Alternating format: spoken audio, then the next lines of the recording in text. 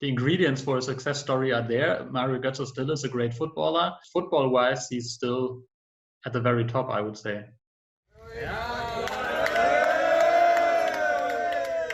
Mario Götze playing in the Eredivisie, it was huge news in Holland. Were you surprised by his choice to sign for PSV?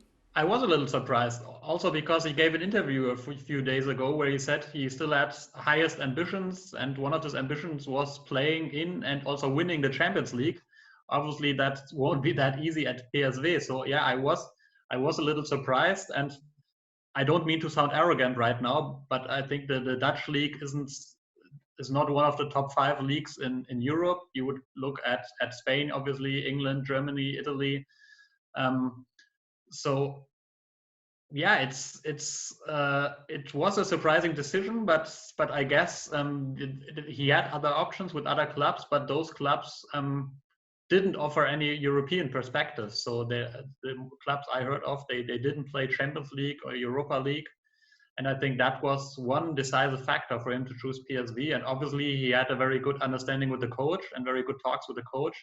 And I think that was also important for him now to find a club where he feels the trust of the coach, because he didn't have that in Dortmund with the last coaches, not only with Favre, but before him with Stöger, with Bosch. It went quite well, but that was only a very short period in Dortmund, only half a year, and not even quite.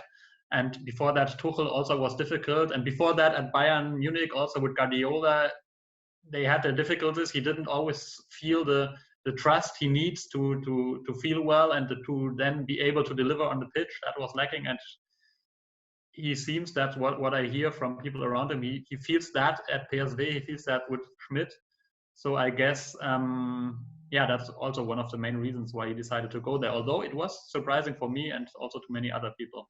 Yeah, I think you can say that. Was his lack of playtime at Borussia Dortmund in the last years caused by injuries?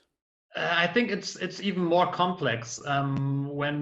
When he came back to Dortmund, after some time, he had this issue with his metabolism. There was a problem with that, and obviously that had an impact on him, and I guess it still has. It's quite difficult, of course, to tell from the outside, but it's been difficult for him to reach his old level ever since. Physically, that's twofold. He can still run quite a lot, but he's lacking pace, and that's been a problem for him in the last years. Also because the game has become faster and faster, and pace has become more and more a decisive factor.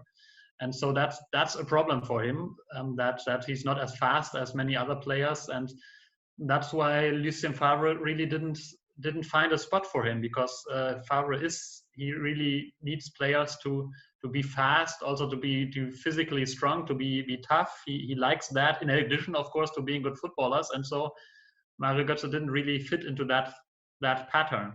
So there's been somewhat a decline in his form, or in the games he has played, and in the impact he has had on the game. And that's one of the reasons Dortmund also, his contract wasn't prolonged, but ended now in this year. We know Mario Götze as a very skillful player. What kind of player is he apart from his physical condition?